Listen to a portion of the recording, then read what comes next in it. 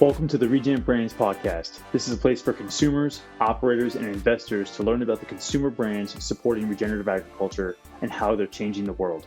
This is your host, Kyle, joined by my co-host, AC, who's going to take us into the episode. On this episode, we have Reginaldo Haslett-Marroquin, who is a co-founder and the CEO of Tree Range Farms. Tree Range Farms is supporting regenerative agriculture with its regenerative tree range chicken that is raised in a jungle-like habitat that honors the true nature of chickens. In this episode, we learn about the ecosystem of entities that is powering this regenerative poultry system. We get a behind-the-scenes look at the unique agronomy and production practices being used, and we hear from Regi on the importance of having a consumer-facing brand. Regi is truly one of the great philosophers of the regenerative movement, and he consistently challenges all of us to decolonize our minds and not let regenerative just be a set of on-farm practices. His insights shared in this episode left me energized to continue to think bigger and take more collective action. We're excited to share this one with you all. Let's dive in. What's up, everybody? Welcome back to another episode of the Regen Brands podcast. Very, very excited today to have our friend Reginaldo Haslett-Marroquin from Tree Range Farms. I did my best on the pronunciation, Regi, so you tell me how good I did there, but welcome, my friend. You did well. Thank you. Awesome. We're super pumped to have Regi on board today. I've been hearing about his legendary work in the regenerative poultry space for literally years. It's going to be really fun to dig in here and learn more about how this whole thing started. Before we dive in, give us a quick high level of what do you make today, or you produce like as a company, and where can people buy your products, just to give listeners a quick lay of the land? Sure, we produce broilers, meat birds, and they are sold primarily in the Twin Cities metro area. Pretty much at this point, we are confident every food co-op grocery store is going to be carrying it. If they are not yet, but we are reaching out to them. So that's the first place you can go for the product. You can order through Blue Nest Beef. It's an online distribution system. And also soon, we are right now negotiating with Force of Nature, and they will also have our chicken on their system. So that's primarily where we are right now. We're just getting launched this year. So we're moving into those markets. That's huge. Congrats. For it. anybody who's attending the Infra and NCG shows later this year and heading to Minneapolis, keep an eye out so we can try the chicken then. Yeah, and you can also schedule a visit to our own operations here. Many people done that.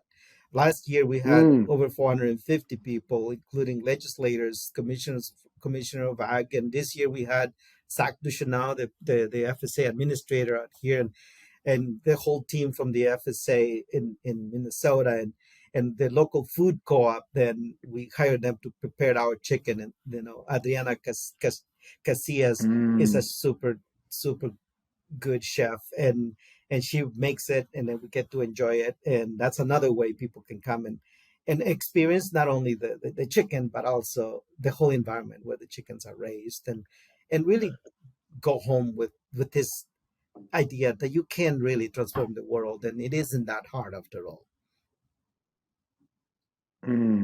Love that. I love that. And if you don't follow Regi on LinkedIn yet, definitely do that. He puts some great updates with photos and videos of what's going on for the whole ecosystem and also the home farm there that I love, keeping in touch through that platform.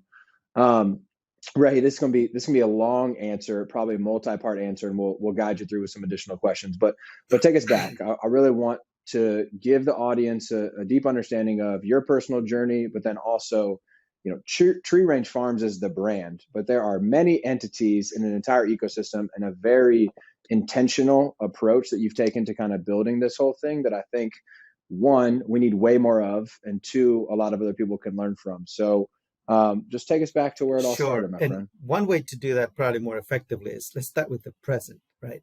So we have a company that we started recently, Tree Range Farms. Tree Range Farms is the go-to-market strategy for poultry, regenerative poultry, and we'll get into why this is regenerative versus just poultry, right?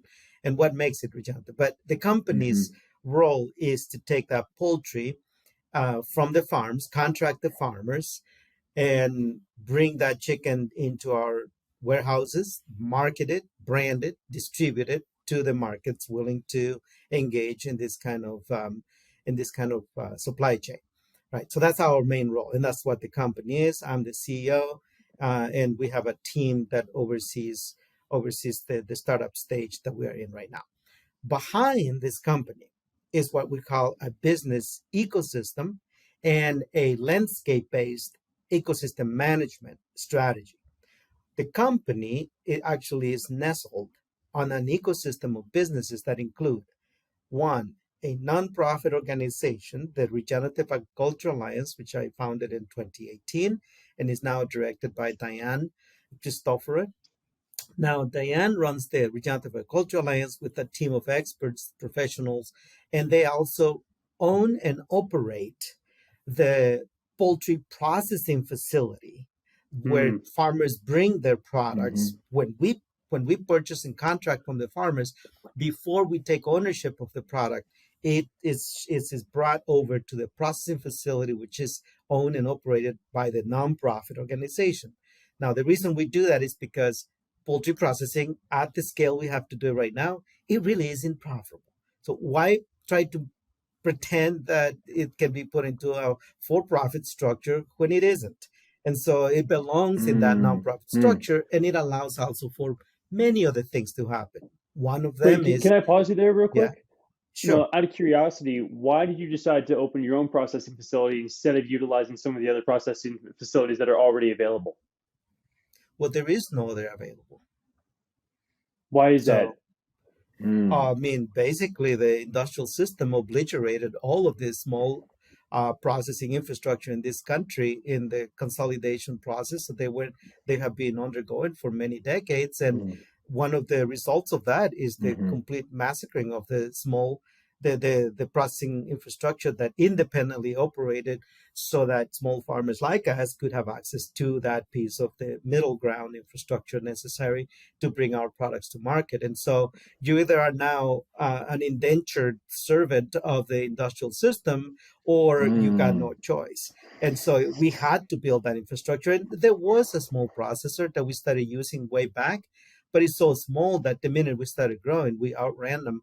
And in fact, the owners of that processor were the ones helping us set up the new one, because they also understood. So this is like the story of small farms and trying to be a small farmer in this country. Now, one thing we did not do is try to set up a processing facility on our farm or on my farm or anything, not farm-based. So from the beginning, what we did was we designed an ecosystem of enterprises, and that's what I'm describing here. That ecosystem of enterprises includes the farm, the prototyping, and the full design, economic, social, and ecological, of the farm operation. The farm operation is nestled, is triggered by what we call the production unit. The production unit is the engineering element of where we put the agronomics, the protocols for the chicken, the standard for how the chicken is raised, all of that. And again, back to the layering of this, Tree Range Farms buys from those farmers. Those farmers are trained and supported by the nonprofit. The nonprofit also owns the processing facility and operates it. The processing facility has its own management and its own team. And that way the workers get to participate in making decisions as to working conditions and pay and so on and so forth at the processing facility. Now, this is unheard of in the meatpacking sector. I mean, meatpacking sector is brutal, it's abusive, it's extremely inhumane for both animals and for people. And all of that had to change. We can't call our chicken regenerative if those things are not taken care of, right? So that's what I'm talking about. A whole ecosystem behind the company where there is farmers, processing facility, a nonprofit, financial institutions that actually are engaged directly with us to ensure that farmers have access to capital, even realtors that understand what we're doing and are willing to look for those pieces of land that are actually I mean, you Mm, start adding it up, and it's a lot more. But I hope that gives you a sense of the story. Now, before that, I was um, a new immigrant, in this country trying to get into land. And so before all of this happened, I was in mm. another town called Jordan, Minnesota. I had access to land. I lost that land, and that's how I ended up doing what I'm doing. I just wanted to farm, honestly. I didn't want to get into this whole mess. But here we are, and having fun. And, well, But we needed you. the We thing is needed you that too much. once I started to try to farm in that land, one of the things that hit me really quickly was that, wait a minute, there is no system for me. I mean, I can either go into the conventional system and try Mm, to do something very conventional, well, corn, soybeans, livestock under a right. contract with a aggregator or company or whatever. All of those systems are there, vibrant and really powerful, and they got the rest of the whole food and agriculture system is they got it by the throat because they can squeeze when they want, they can Mm. release when they need you to breathe more, so they can squeeze you some more. That's kind of the way it goes. They squeeze until you're choking. And then when you're choking, sometimes they let you choke and die, like a lot of the farmers in the poultry sector that just went belly up, right? Because they couldn't, Hmm. maybe they forgot to Yeah. release. So I don't know what happened there. I mean, if you want to know, there's plenty of literature on that. But the bottom line is this: doing that, I Hmm. realized that, wait a second, there is no system to support me. I was being, harassed and discriminated and abused, by neighbors that didn't like the idea that I was a farmer, and there was no support system. There was no system Mm. for me to work. I mean, literally thousands of nonprofits all doing so-called justice and so on and so forth, and inequality and fighting for against Mm. discrimination. But when it comes down to it, literally you're still on your own because there's no actual organized system to work with. And so as I went through that Mm. and came to Northfield, and I lost access to that larger piece of land, which now I regain in 2020 when Jen and I got together into this business partnership. Jennifer Cepeda is chief of staff at Tree Range Farms, and she came in and said, "Well, can I do something?" And I said, "The one thing I need to do before too long is get a piece of land." And so we ended up with the land that I have now. And this one I have title to, which is different than the way I tried to access land before. But the one thing I did before I went back and tried to be a farmer was I designed a whole system centered on poultry. Now, that poultry system design Mm.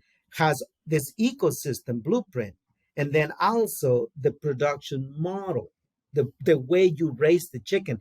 A lot of people think that your system is the way you raise chickens. Well, that's not a system. That's simply a set of Mm. agronomics Mm. principles and production standards and modeling that can allow you to aggregate so that we can build a system. Now that takes us Mm. back to the previous stage of my life, which was before I came to this country. And before I came here, I worked as part of of the reassessment of Guatemala as a country that was just ending the 36-year-old civil war, and we were trying to reorganize the country into a different way of social and economic Wow. infrastructure. So I was able to actually Wow. tap into some of the brightest worldwide minds in terms of nation building.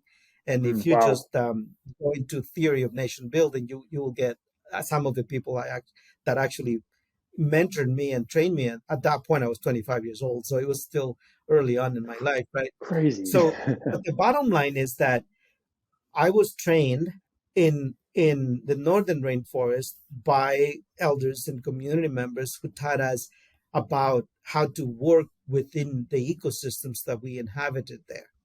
And so regenerative Mm. to me was just a name that was given to those ancestral systems that I grew up with. Believe me, Rodell didn't Mm. come up with it. He may have coined it, but the concept of regeneration is actually ancient. And yeah, I Yeah. mean, some people have Yeah. arrived into that space lately in the last 100 years, and in the last 5 years, probably the most. And yeah, just like Mm. colonizers came to this Mm. country and they found, oh, there's land here. Oh, and there is people, and we're going to give it a name, and we discovered it.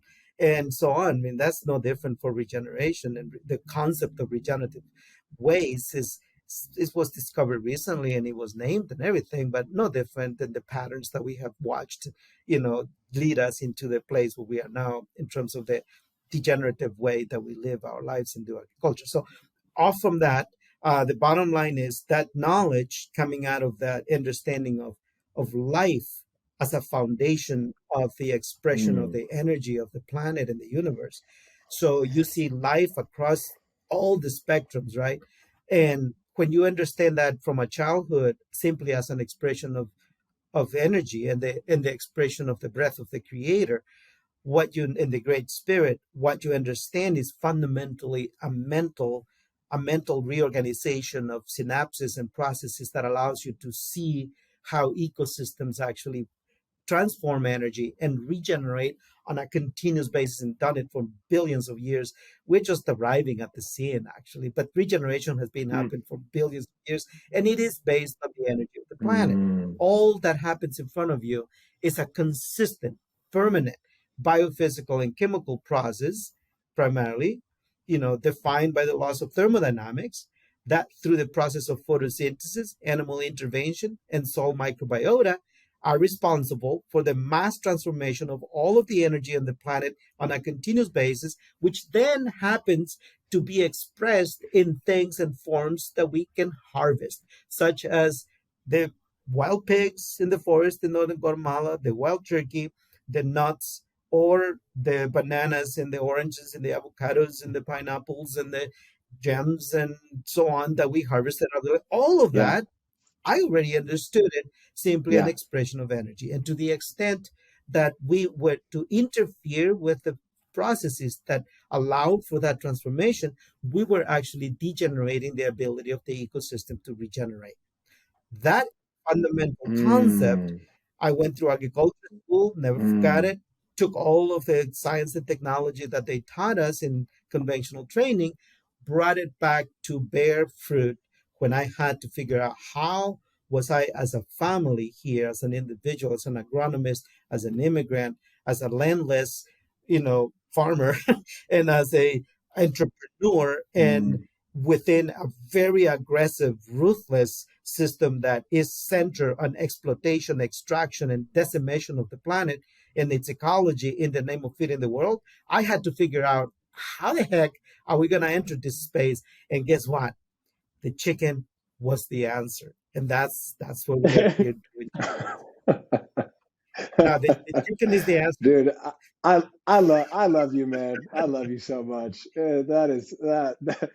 I mean, it's just I have so many just thoughts swirling in my brain. But I think one major takeaway for people from that is, we oversimplify and overcomplicate regenerative a lot of the times. And one thing that the way that you frame that and the way I've heard you frame that similarly before has really helped me with is it's just an energy cycle, and we're doing it incorrectly, right? And we have to find ways to restore that to the natural balance. Now, that took the beautiful symphony that you just laid out and made it very, very simple. But I think it's good to have some of those simple frameworks too, right? And I think to dovetail off that, Rehi, start with just explaining the agronomics and how they're different than typical poultry, right? Than the vast majority of the poultry. Well, you have to remember that when we started taking animals out of their natural environment and started to put them in artificially structured, human-centered, homocentric ideas on what animals need, what we did was we weren't doing it for the animals. That was not ever the intention. We were doing it because we are in an endless race to the bottom to make everything cheaper. And to make everything cheaper, you have to mechanize as much as possible, pass the cost, the energy cost, especially of that mechanization, on to future generations or to taxpayers through the Farm Bill. Talking about the Farm Bill, which is going on right now. That's how we actually subsidize that. And so what happens is that bringing especially chickens into confinement was done for the purpose of reducing their lifespan, cheapening them, and extracting more biomass Notice I'm not calling it food. Mm. More Mm. biomass Mm. out of the system. So the goal was to harvest more biomass and sell it and make money. That was the Mhm. reason we did that. Fundamentally, Mhm. we squandered the natural processes, which are super efficient at energy transformation, reduce it to mechanical processes that are very inefficient from an energy transformation perspective, but very effective at extracting Mm. wealth from the animals, from the landscape, because we can get Mm. grain that is subsidized and all of that, and from people, because now we Mm. can hire the cheapest labor we can find and put them to work. And then, by the way, if you follow, you know, um, the meat racket, I don't know if you, Christopher Leonard's book, if you follow that, Mm. it will show you how a lot of the food industry, especially the meat in the poultry industry, uses the immigration services as a way to deny workers payments in some cases by calling immigration before Mm. payday, steal their wages, and there is this whole wage theft that the food system workers have been actually documenting. It's actually in the tens of Mhm. millions of wage theft, right? So there are many ways that you subsidize Wow. producing or bring or harvesting this biomass to move it into the market as poultry meat. Now that's your Mhm. conventional approach. That's, you can verify that in any way you can. It's absolutely the truth. And then there is Mhm. us trying to figure out how can we validate, from a spiritual perspective, our relationship with the fact that we will eat animals, Mm. will eat Mm. other creatures. Mm. Now, you can't just do that.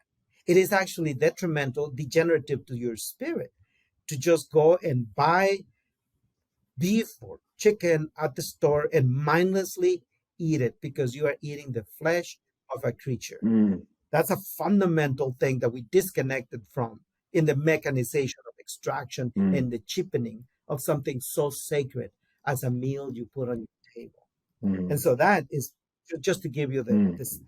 the vast difference between the way we approach this and how the conventional system approaches this kind of thing. We didn't do this from a homocentric perspective. In fact, when you look at our system, you will notice it's a free range chicken system, free ranged into two paddock system. And Billy, we started with 4 paddocks. We tinkered with the idea of moving the coops. And very soon we realized, well, if you look at the world from the perspective of the chicken, one, the chicken wants to go back to the same spot every single night. It actually has this Mm. honing mechanism. So if you start moving their shelter, you are actually Mm. disrupting the very psychology of the nighttime, which is the rest time when we regenerate so we can take on the next day. And if you stress an animal, it has the same effects as us. If you're stressed, you get sick sooner, your immune system deteriorates. There is like this chain reaction you generate by a single thing that, may look right for us, but what do we know? The chicken Mm. knows way better, right? So Right. that was the next big piece of how we did is different. So the chicken comes out of this jungles of Southeast Asia. It's a jungle fowl. You put a chicken in an open space, and you very quickly realize it hates it. It's stressed out. It doesn't want to be out. It won't range.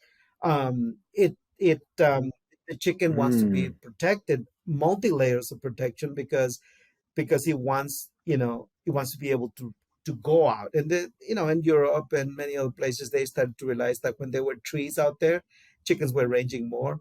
Well, we knew that just by asking the Mm. chicken, what do you want, Mr. Chicken? And the chicken literally told us, hey, listen, dude, listen, when I turn my head, the sun blinds me. So if it's sunny out there, I'm not going out unless you put some shade out there for me. And Mm. so we, Mhm. we, we asked what shade would be good for you. And the chicken answered, well, it would be good to have a lower canopy that I can feel like cozied up. And then if I see one of those suckers that want me Mm. for dinner up there flying above, I can go straight down under that lower canopy very quickly and get out of their way. Mm. And also, listen, those guys up there that want to eat me for dinner, they actually have their own code and then their own system, and they need a place to land. Mm. And so, can you please put some trees out there so they don't have a way to land? And then they also need a ramp to take off after they Mm. catch me. So can you also block them from getting up because they are doing their math up there and figuring out how am I going to land and how I'm going to take off? And if I got all of those tools to myself, then I can just relax out there. I can Mm. go on and scratch and grab bugs and be in the shade when it's too sunny. I can lay on the ground and then spread and then let the heat of my body be released into the top part of the soil because guess that's how chickens cool Mm. themselves off. The shade now allows for that Mm. soil to be always at a low temperature because it's not getting direct sun. It's protected, it's armored, on and on you go. That's how we developed the agronomics. And Mm. then after that, we started to grow different numbers of chickens. And so the flock that we put into a production unit is 1,500 broilers. Now we may be able to go up to Mm. 1,700, maybe even 2,000, but we didn't know that when we started because we started with land that had been deteriorated with corn and soybeans and all of that and chemicals. And so at the Hmm. beginning, Yeah. we went up with the density of chickens. Once we passed 1,500 birds, the pecking order started to go nuts. Now we don't mutilate any part of the bird. They are not, even the hook is removed with laser, which is done in some cases. It is allowed in some animal welfare standards. We don't even do that. The chicken is intact as it was born to be. Mm. And chickens, I don't know if you knew this, but they are the closest modern relative to T-Rex. So they are Hmm. literally little dinosaurs running around. And they're incredibly aggressive and they can injure each other very easily with that hook in their beaks and their claws. And they are also Mm. cannibals. And so you really want to manage that. And the flock density Wow. has a lot to do with disrupting that psychology of the chicken, as we call it. And so beyond 1,500 in a Mm. natural environment, it just didn't work out. They started to get more aggressive. They started to peck on each other, and a little injury turned into all of them coming on to one of the chickens, and the mortality started to increase. Mortality being the critical, most Mm. important indicator of animal welfare, gave us the clue. Okay, there's too many chickens in Mm. there. And the other thing is, it's not like you could just expand the paddock. I'm sure somebody listening will say, well, why didn't you make the paddocks bigger? Well, they don't range beyond a certain point either. We had already calculated that. And so only a certain Mm. amount of chickens were ranging beyond, say, 180, 200 feet from the shelter.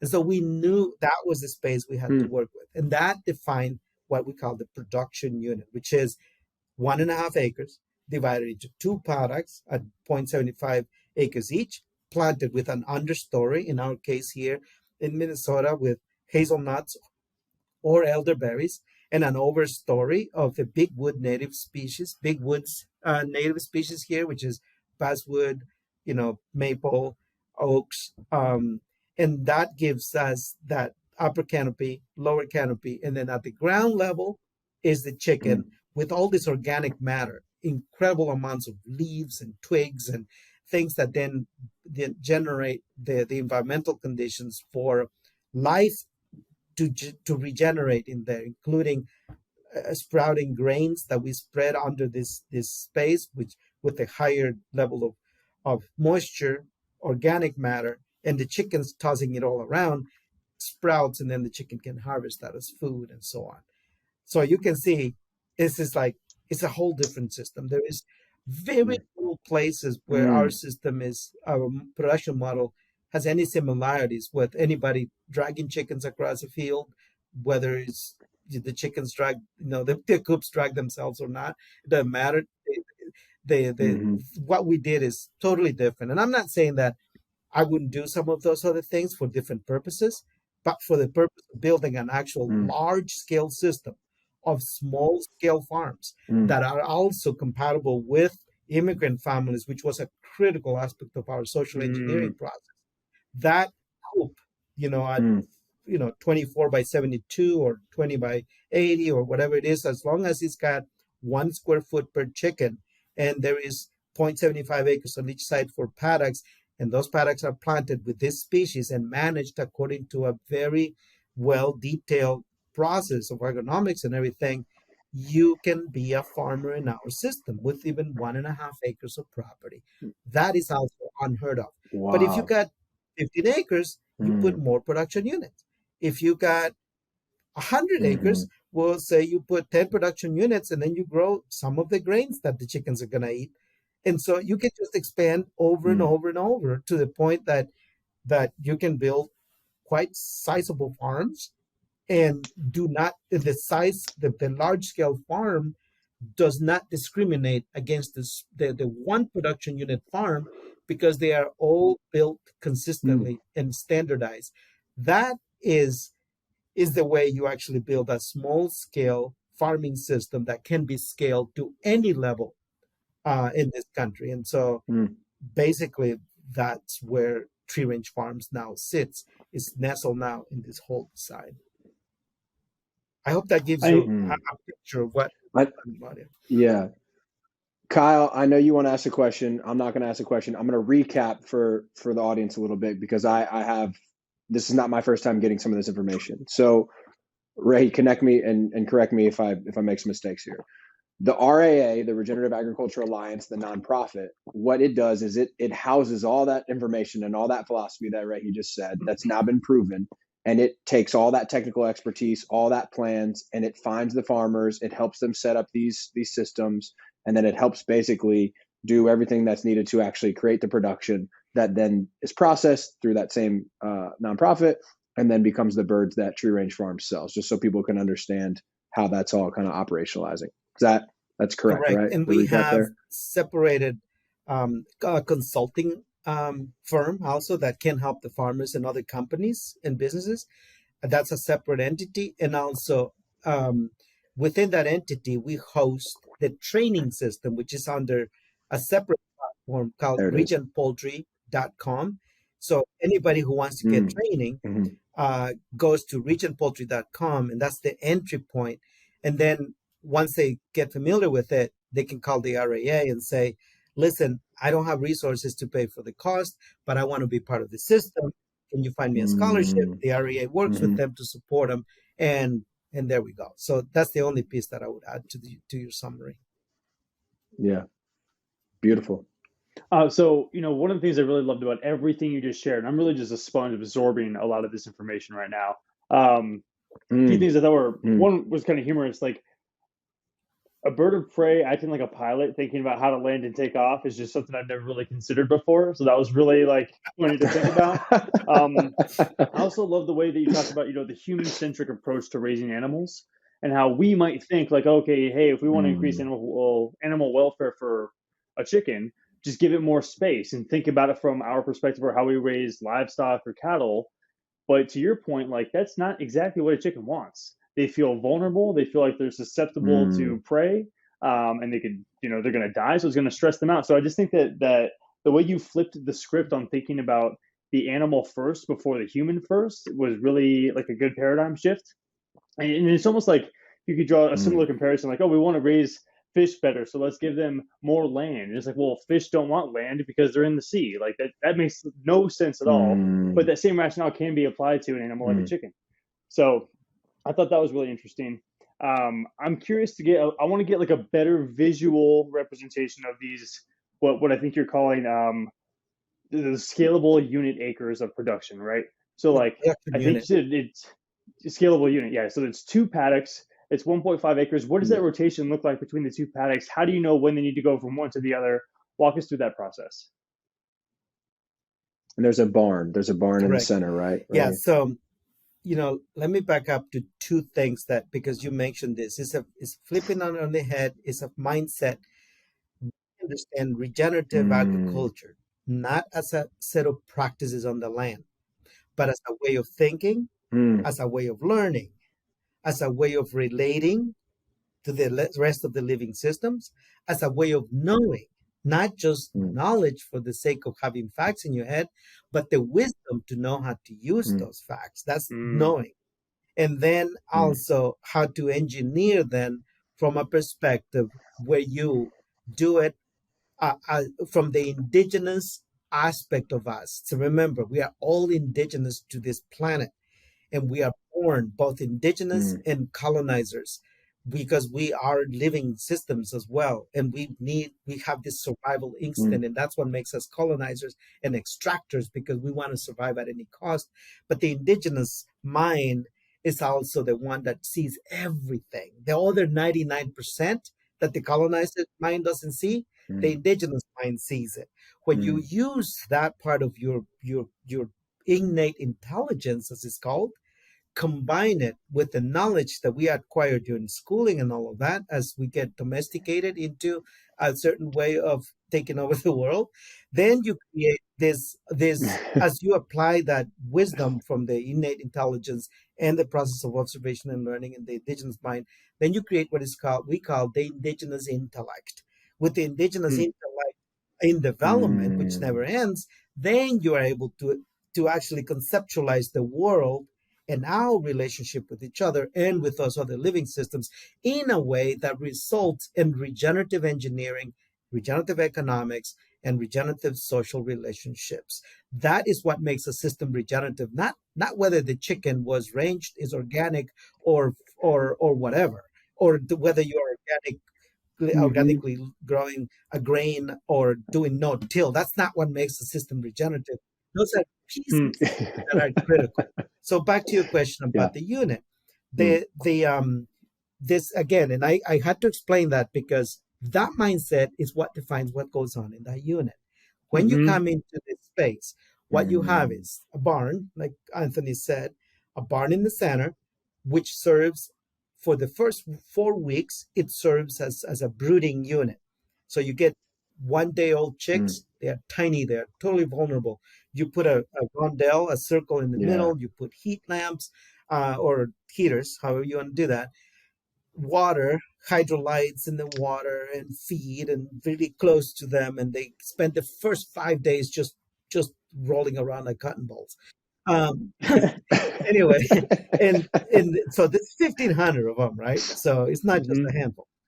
And after 5 days, they will have secondary feathers, as we call them. They're not as fluffy anymore. They started to look like tiny little dinosaurs.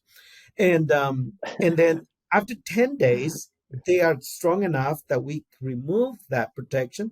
We still leave the heat on, but then we open the whole barn to them. Okay, that happens for 28 days at least, 4 weeks. On the first day of the 5th week, they will go out on one side of that barn through a set of doors into one of the 2 paddock system. That paddock, before they went out, was managed with forages and some small sprouted grains. Most of that was done closer to the building because they don't know that there's a whole world out there. So for the first 3 days, we have to train them. It's a very detailed process. In fact, it's in our training manual.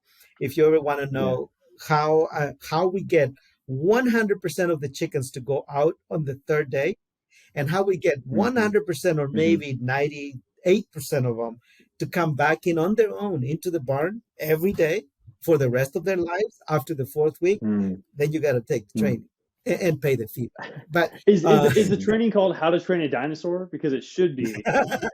You know what? That's not a bad idea. We should call it How to Train Your Dinosaur. You should. I'm so totally. There's a good. You guys have put a video out about it that I've watched. That's really good, and we'll find it and try and link it in the show notes. But I'm like a chick right now watching the barn doors open, and I'm like, seeing the vast world in front of me. Well, so I'm anyway, right there. that space outside then was managed for them. These are tiny animals at that 0.5 pound, 0.75 pounds at 4 weeks. They're barely finished developing their basic processing ability, gizzard and their pecking and scratching and all of that. So they go out and start eating out everything away from the barn. So at this point, we remove all feed from inside the building. Zero. Okay? No feed. This is critical because if you put food anywhere, that's where the chickens will be. If you put food inside the building, they are never ranging. I don't care how you cut and slice it for me. We have ranged I just want to, when you say rangy, they're never ranging. That means leaving the building and kind of foraging and exploring the outdoors. Is that correct? Exactly.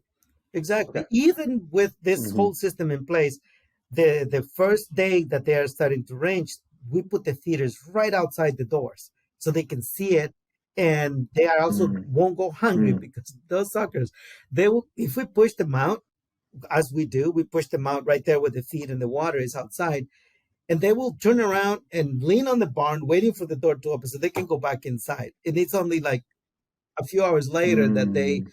get hungry enough and thirsty enough that they decide to take those 10 steps to where the food actually is, but they want to go back. Yeah. Mm. And that's the very first day. The second day is way different, and by the third day, it's quite relaxed, and they realize this is the world we want, and then they go at it, right? So the first days are very Mm. different than the second week. By the second week, we already have the feeders far away from the barn.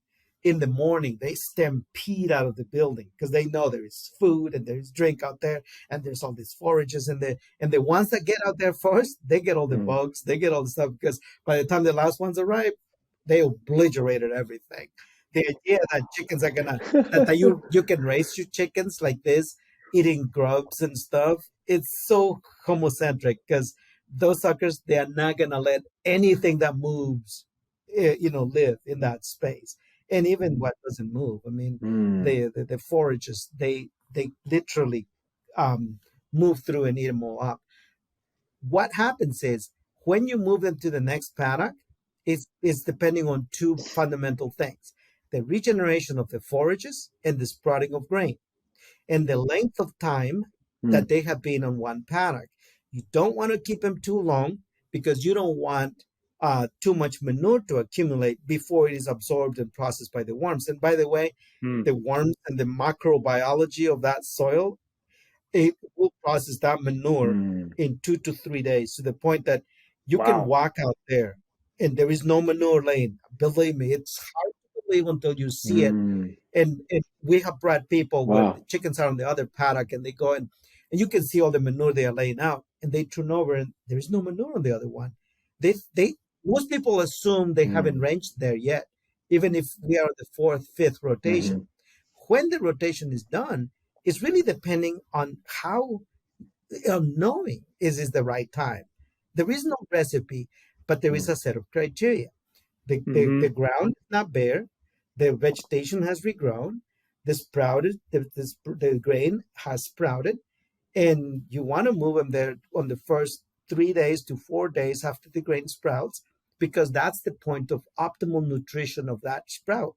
If you allow that sprout to grow leaf Mm. and to go photosynthesis, to start doing photosynthesis and turns green, the protein and the minerals and all of that it had accumulated in order to sprout actually get Mm. dissipated, and it increases its amount of fiber as a ratio of protein. And the chicken wants protein more than it wants fiber, because fiber, it needs some fiber but Mm. very small amounts, to the extent that you can't put more than 2% of the total feed ration that we put out in the buckets. If you put more than 2% of, say, oats, which are high in fiber, you actually start robbing energy out of the Mm. animal, and it won't stall, it won't grow anymore. So Hmm. that, all kinds of considerations Mm. like that, it's all now formulated into the agronomics. And as farmers, grow the first flock, they will notice very soon that if they let them too long in the same space, they will obliterate the forage, and they had to be rotated. The rotation is going to happen less at the beginning because they are smaller, and a lot more towards the end because there will be 6.25 pound plump birds walking out there, you know, foraging and obliterating everything in front of them. They will do it a lot faster towards the end. So you move them a lot faster, and then bam, they're gone. And now you got a Mm. long period of wait between this next flock grows Mhm. enough, and that everything just comes back lush and ready for the next flock. And you do it over and over. And in my case, I don't know, 15 years of doing that, I can tell you almost every detail about it. I love the way you paint the picture. Yeah. Like Anthony said, I felt like I was on the journey. Mm. And just to be clear, like there's the barn in the middle. They have access to, there's two doors. Call it like a door on the right side and a door on the left side. They get access to pasture on one side, and then when it's time to rotate, they go back into their same home. And instead of opening that door on the left, you flip it Mm. and open the door on the right. so they get access Yep. to new pasture, but they remain in their same home, like you mentioned before. That's where they want to be, in that singular location. They're not being forced to go other places, correct? Correct. And and the idea that they don't like to sleep, that we get the idea that for a chicken is bad to sleep on the same space. There's nothing wrong with it. In fact, they Mm, if you track, a lot of them go to the exact same spot, and they come back Hmm. to the building in about the same mm, order. Um, and that's mhm. very important. I think it's important for the psychology of the bird, but that's a homocentric idea. I don't even know how they think, Mm, or how they process information, but what yeah. I know is how they behave. And supporting their natural Mm, behavior is central to mhm, everything we do. And that is the indigenous mindset I'm talking about. And so, yes, now, of mm, course, if there is a lot of rain, and they are bringing in moisture, there will be potential ammonia production.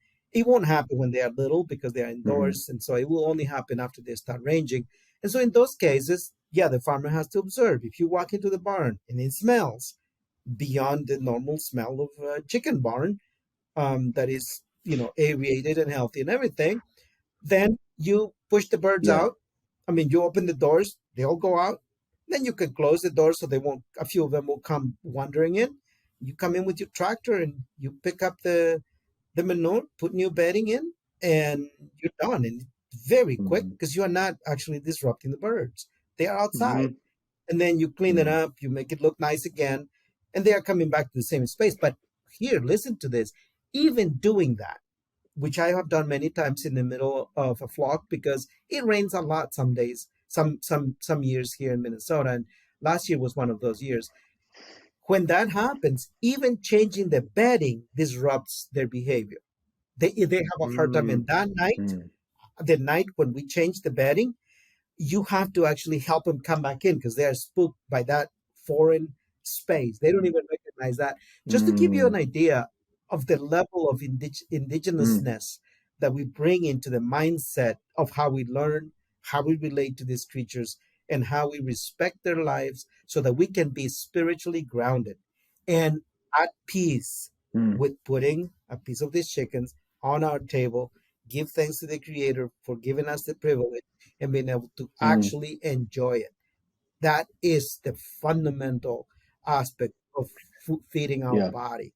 The body is only part of it. If your soul suffers because of the process, because of how that animal Mm. came to your table, then you will start thinking differently and probably become a vegan. You know, Mm. And well, it's a really good segue, right? Because we've covered the ecosystem, we've covered the agronomy, we've kind of covered production, right? So let's talk about the brand. And I really would love to hear you speak, Ray, to why did you need a brand? Why did you need a brand to be in service of the whole ecosystem? Why do you need a brand to fulfill that kind of that the mandate that you just gave about, putting it on your plate and it nurturing your soul, not just your body? I mean, talk to us about why did you need True Range Farms and what is specifically the brand's role in this whole thing and the value that great. it brings. Good question because you posted something recently on LinkedIn about the transformation or the transitioning of the supply chain. Now, Mm, think about it for mm-hmm, a second. Every farmer right now that is not, well, even conventional farmers are under the gun to transition. And we are describing and prescribing what that transition needs to look like. Oh, no till, organic matter, mm, carbon sequestration, uh, organic certification, regenerative, however people are defining it, brands defining it, all of that coming in and again imposing that on the farmer, and they are being forced to transition. Now, who's forcing the brands mm, to transition? And to what does transition look like? What does it look like right now? Right mm, now, brands, companies, mm, CPGs, they got the power. They are in between all the wealth of consumers. They capture that wealth in the name in with certain claims that the farmers are mm, forced to transition into practices that they claim and product attributes and system attributes that the brand is claiming that farmers have to do. Now, what is asked in mm, return? from the brands? Are they taking ownership of the companies and saying, farmers, here is 25% of our shares, which you can have as payment for the amazing work you are doing to make our brand more successful. Right. That transition is what I'm talking about, transitioning from owning, controlling, and governing the whole thing. And then, just like we decide about how we raise chickens, then deciding, well, now I got the capital, I got the money, I got the wealth from the consumers that I capture with this product that I bought from this whole ecosystem of farmers that I am asking and literally forcing to transition into a different way. And now I got the power. Again, back to the same old colonizing process. It doesn't matter if your supply chain now is coming from a so-called regenerative sourcing, because your company is not participating in the transitioning to regenerative, which is the spreading out of ownership, controlling governance. And this is why we needed a company that could model how you do that. How do you transition the supply chain from extractive, exploitative, and discriminating into part of an ecosystem where we get to make money along with everybody else, and where the wealth that we now are collecting and managing is actually done with accountability to the ecosystem, not just to a board of directors or a few investors that they may have just come into this space to make money. And now I know that in our case, our investors understand this. This is explained to them, and they have agreed and they have signed on to the philosophy of how you transition the supply chain into a supply chain that is actually regenerative. This is why we needed the company, on one hand, because we needed to put this product in the market. On the other hand, because we want to see if the world is actually ready for true regenerative supply chains, because this is where the rubber hits the road, and we will see. I mean, again, there's a lot of talk out there, but the proof is in the pudding. Are we actually willing to do the things that need to be done so that we can actually transition the world and stop this train wreck that is called climate collapse and degeneration of the soil and the ecologies on which we depend to feed the world? And that's why we need a company that can model that. So we've been talking about all the incredible work you're doing for 50 minutes now, and I think that this is a really important segue into the brand side of things. How do you effectively communicate all of that information as a brand to a consumer in the stores in Minnesota or on Blueness or with Force Nature, so that they can understand that they want to support this system and they're willing to pay the premium to make sure that they're buying the best possible food they can for themselves and for the planet? Glad you asked that, because here's one thing: once you try our chicken, you're not going back to other chicken. The taste is the best proof that we actually have this thing that is worth every penny you're paying for. That's number one. Number two, we didn't build a product brand.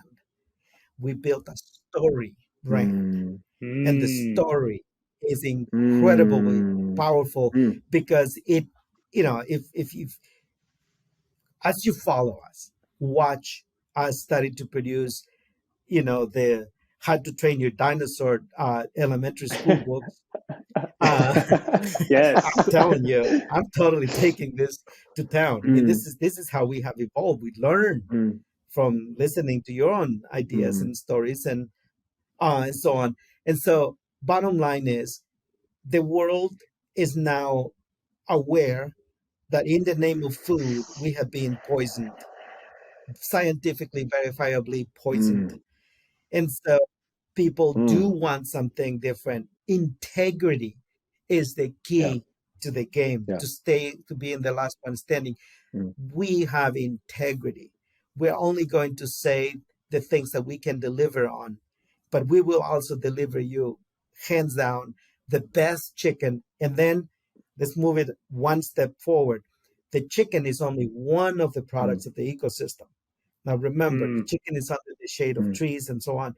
Well, the first story is hazelnuts. We now are harvesting hazelnuts, and I just made myself some hazelnut snacks last night. I'm also harvesting maple syrup. And so I took this maple Nice. syrup Oh, that looks from the Yeah. so farm, good.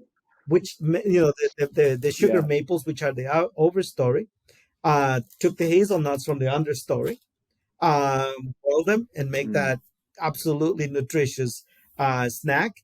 The chicken is no different. It's an absolutely nutritious source of food, nutritious source of food. It's got nutritional integrity, which means if there is nutritional density in a chicken, we have it. We have it by Hmm. mm, default because we gave the chicken everything it mm, needs, nothing it doesn't want. And so as we go forward, this is the story that sells and is proven by what's going on in the mm, market right now. We are being sought over mhm, by our clients. They want to tell our story. They feel proud of that story. A consumer that comes and buy our chickens mhm, walks home and cooks that chicken with this concrete idea and this feeling that they are cooking the best chicken and there is no lie to it. They're not going to mhm, find out tomorrow that we mm, were lying to them, and that integrity, we are banking on mhm, that integrity becoming more and more important mm, as new standards, new governing systems, and auditing and verification systems come into place. And as we are able to tap into that infrastructure, starting with the ESGs, with life cycle assessments, with the labs that are mm, testing our chicken for nutritional integrity, with the animal welfare certification that mm. is coming and making sure that yeah, these things are real, and so Yeah. on. The story behind it is what we are banking on. That's how we market the product. And my understanding so far, based on the indicators on the market, is that that is what consumers want.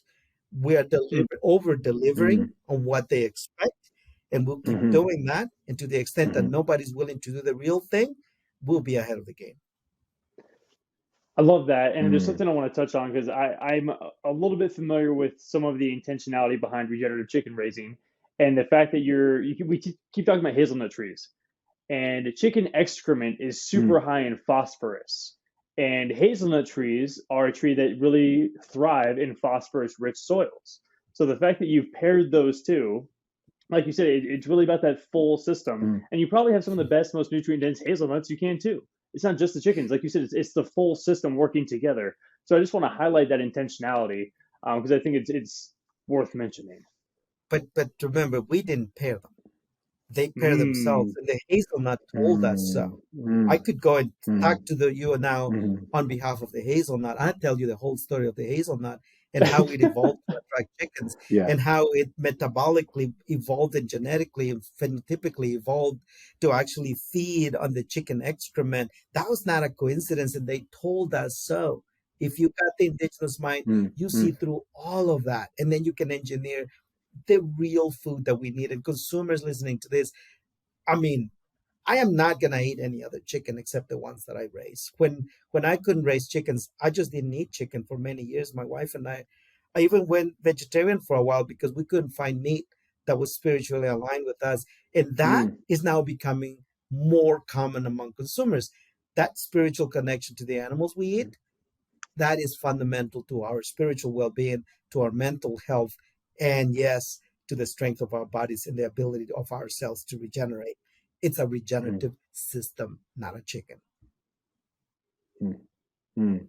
Well, Kyle and I are due for a Minnesota visit and to try some of the chicken because we have not yet, but I'm looking forward to that day. And now I am also very hungry after talking about it for the last hour. Um, I, one thing like this is where my brain goes when you're saying some of that, right? Too, is like a lot of some things I like about the model that you're building. Minnesota has the highest percentage of co-ops like per capita, I think, in like the nation, right? So you have a great groundswell, like grassroots of like people that want to support these kinds of brands and these kinds of systems. So I think that's a huge plus. And I think a lot of times, we on this podcast, we're guilty of it too. We talk about regen brands and scaling nationally and getting into Whole Foods and Sprouts and all the things. And that's all great. And like, there's different paths for everyone. But especially for something like this, where the farmers are all going to be localized to Minnesota and the Midwest. Like, to use an extractive investor term, like the TAM is big enough just in the Midwest for you guys to create an amazing scaled chicken brand and systems business, right? And I think sometimes we forget that. And I just think that's a really powerful story to then tell the consumer. And it's just a powerful transformative system to change the food system. And sometimes we forget that. And that just was coming to mind for me. And I want to share that, as So what you're awesome. saying. Thanks for saying that, because one of the things you got to layer out, this is back to the theory of nation building. We see the Midwest as a territory to be managed for regeneration. Mm, And the people who can do that are the indigenous minded people. And most of the natives think that way. And so naturally, the native people are the most indigenous people around here. And those of us who are not native, but are indigenous in our mindset, are fit to be part of that revolution, right? That's the first thing.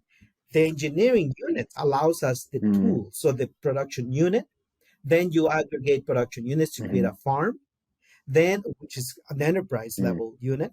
Then you take that enterprise level unit, you aggregate across a region to build a regional, what we call economic cluster or regional producer pool, as others call it.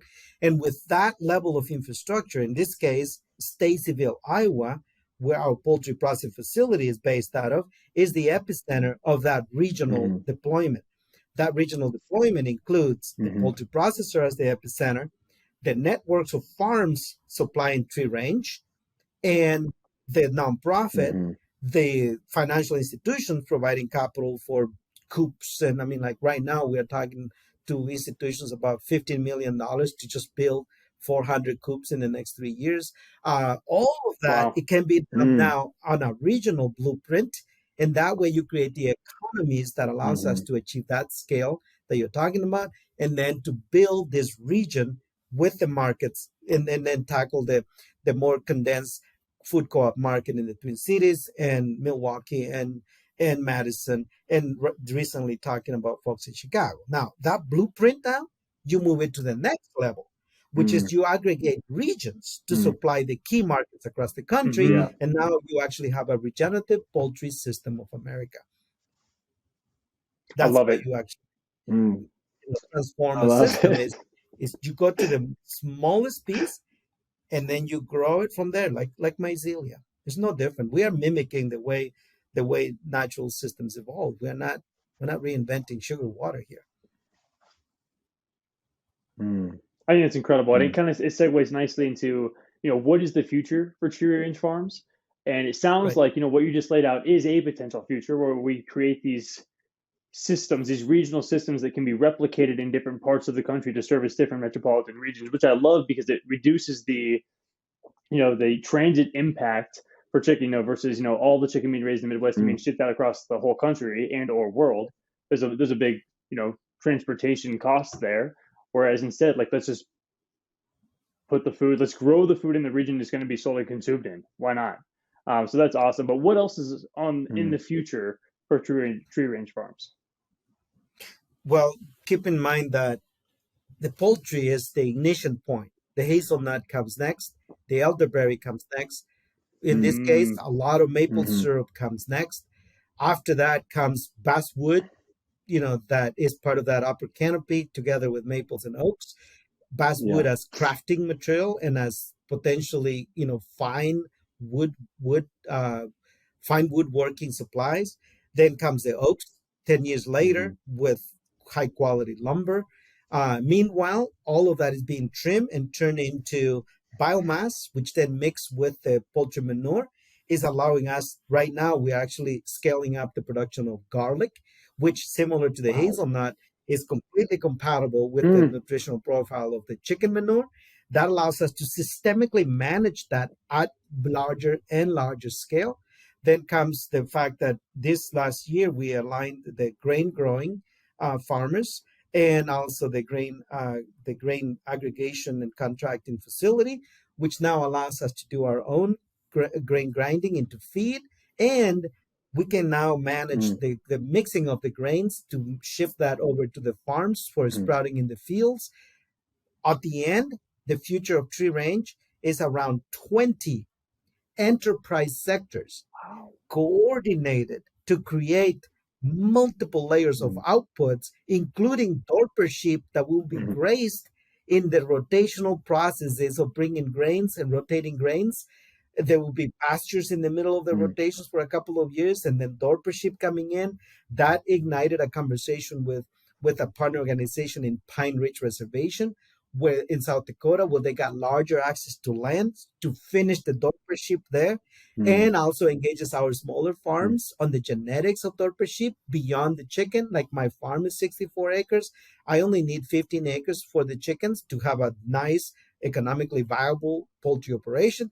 The rest of the farm is divided into 26 acres of woods, which we are doing all of these other, agroforestry and camping, agritourism, and the rest of it where that is still small but sufficient for reproductive sheep, not enough to grow them out.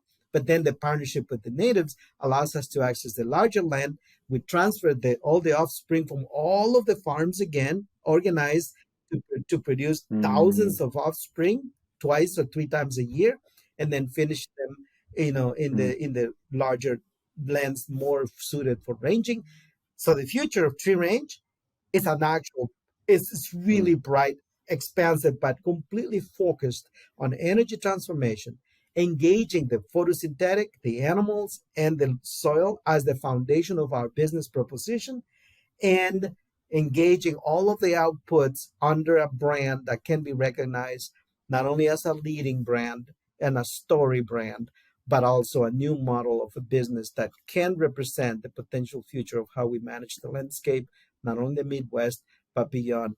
And honestly, if we are serious, and if the military actually ends up implementing the largest potential national security strategy, which is centered on food and the health of the soil, and the capital actually flows, we will be part of transforming this country into one of the strongest agriculture economies in the world. And I hope we do that, because the alternative is pretty grim. Yeah. That's the future of our company. Man. Clearly, you've given it some thought. We've had, yeah. Yeah. I love it, man.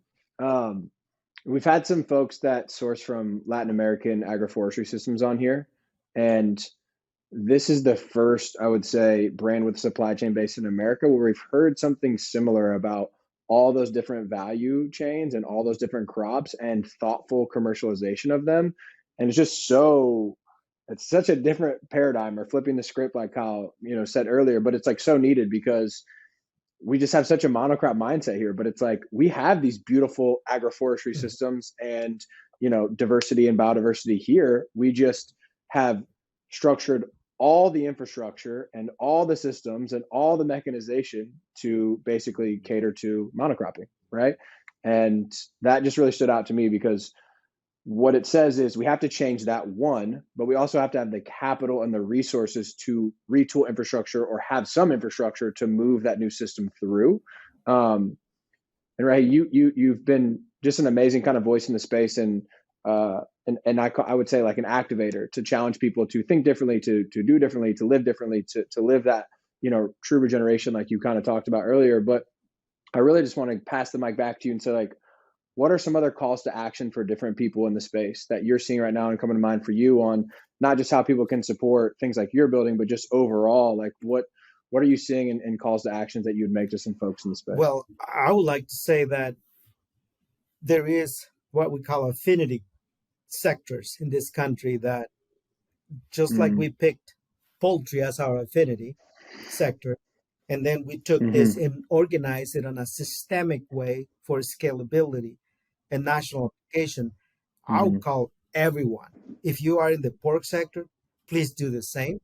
Stop thinking as an individual farmer, as an individual company, and start thinking as an ecosystem, and how the individual success of anyone, whether it's us as individuals or us as individual farm or us as an individual company, the individual success is completely dependent on the collective success of your sector, your affinity group.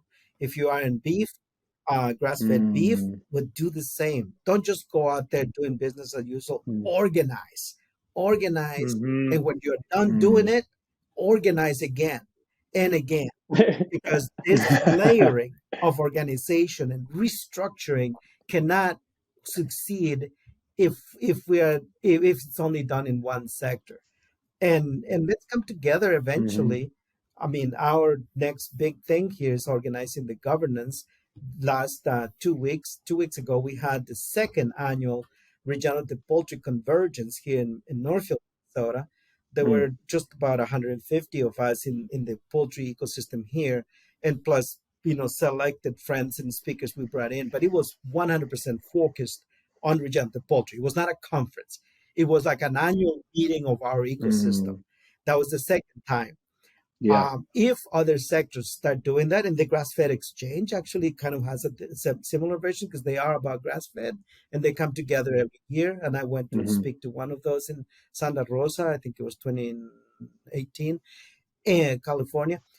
And so as we do that, we are committed to building this governance infrastructure that we're building now into the Regenerative Poultry Council of America, which will be literally a council representing all the multitude areas of regenerative poultry: transportation, workers in the plants, workers on the farmers, grain growers, poultry growers, egg layer growers in the south, which we're going to start sometime in the next year, and so on. That would be the Regenerative Poultry Mm. Council, is the representation of those affinity groups within the poultry affinity sector. If everybody were to do the same in their own sector, we could, a few years from Mm-hmm. now, coalesce on the national convergence where we actually build the Regenerative Agriculture Council of America. And then Mm, that becomes the Mm. governing institution for this country's regenerative agriculture industry. Now, if we do Mm. this with that level of commitment, vision, discipline, Mm-hmm. relentless commitment to actual regeneration, not just whitewashed versions of it, we will change the Mm. world. We will change this country and the world as a result of it. I invite everybody to be that ambitious. And if you don't feel like you got what it takes to go all the way there, take the next step and do what's right in front of you. Don't whitewash this concept. Mm. We inherited an incredible concept from our ancestors that is now being called regenerative. But it was a concept that allowed us to think, to behave, to relate, to know, and to learn in a way that results in attitudes, practices, and things that we do that then regenerate and are part of building and supporting life as a result of how we do things. Now, that is really what I invite everybody to start doing, no matter where you are on the journey. The journey, stop killing Mm. anything. Start supporting life as a foundation of succeeding in building a regenerative food system. inspiring. Mm. Yeah, Yeah, man. man. Yeah. Whenever you're ready to run for office, you got my It's vote, just brother. one office. You're gonna have Um, to be more clear about that. yeah, yeah. Maybe the president of the future Regenerative Agriculture Council you just described. Yeah. Although, um, yeah. I think you just I think you just answered this question, but you might have some things to add, and this is kind of our final question for each guest. But I think you just started answering it, or maybe totally answered it, which is how do we get Regen Brands at 50% market share by 2050? Well, Regen Brands, as in all the brands you are working with, or Regen Brands, as in your podcast, your company. No. It doesn't have to be. It's definitely not relegated to just the people that we're Right. working with. But I would say the asterisk is Regen Brands with real integrity, right? With that really are Well, regenerative, one thing is organizing again. I mean, we didn't get to where we are right now without right? thorough, systemic, discipline organizing, militant kind of organizing, Mm-hmm. relentless. That we have to Mm. do everywhere across the Mm-hmm. sectors. As we do that, guess what? In order to do Mm-hmm. that, you have to connect with thousands and thousands of people. And guess who's going to consume your product? The thousands and thousands of people who organize with you, and then you secure the market. The market is as big as we're willing to organize. Mm. Like that. Mm. Yeah, I mean, I that's our love market that. right now. I've been organizing around here for a while, and Yeah. I mean, my database shows just around 7,000 contacts, not mailing list, actual contacts. And then, in the last few years, I've been tracking speaking engagements and podcasts and articles and stuff. And there was a point where we were reaching almost 500,000 people. So as we go out there, that eagerness of those stores to put our product in their shelves, that didn't just happen. I am not fighting for that market share right now. We are actually just coming into a space we already organize ourselves into. It relaxes your mind, relaxes your spirit, makes you more attractive to somebody to do business with you. More people want to do business with you when you are in that state of balance spiritually. I mean, how you know how cutthroat this space is? I mean, people bad mouthing and lambasting others as a way to get into a shelf. I mean, as long as we keep doing that and thinking that's how we're gonna get market share, we're going to keep getting bounced back, because that's just like a meteorite trying to bounce into the atmosphere at an angle that is incorrect. It's just going to get bounced out. So, yes, that's what a lot of people, again, let's back up. Indigenize your mind, decolonize your methodology and your processes, and then let's flow like a river into this space. And that river is all the people, the farmers, the consumers who come and visit our farms. I never say no to somebody who wants to come and have a farm tour, because I know that family, that group, whether it's General Mills bringing their executives, or whether it's Alan Lewis and Tina Owens coming out from another state, or whether it's Anthony and Kyle coming out to visit, I will never say no, because I know that the ripple impact of every one of those individuals who have seen, tasted, and experienced this space, they will never go back to where they were before, because now they know that things are possible, and that they are easier than we thought. And this idea that the world is going to hell in a handbasket and that we are all doomed disappears, and you are one with yourself again, and you can now have hope again. Remember Obama's campaign? The hardest thing to restore in people is hope. That's why they launched the campaign. Well, this is your hope campaign. And who doesn't want to have hope in that their future, that their children will be fed food with integrity? Who doesn't want to have that hope? You tell me. Which parent doesn't want to have that for their children or for themselves, so that they can grow old, healthy, and vital? I mean, who doesn't want that? That, to me, is the best way to actually build a market share. But it's not building a market share. It's simply shifting the market so that we can live with more integrity and, really materialize and express the fullness of our potential as human creatures to be the best we can. And the only way we can do that is if we live with that level of integrity. We have one of those options, because now you can have chicken on your plate that you never have to feel guilty about. I feel like maybe just close right there. Well said, my friend. That was great. Yeah. Thank you for joining us. Thank you so much, Ray. Appreciate it, man. I appreciate you. Thank you for what you do. For show notes, episode transcripts, and more information on our guests and what we discuss on the show, check out our website, regen-brands.com. That is regen-brands.com. You can also find our Regen recaps on the website.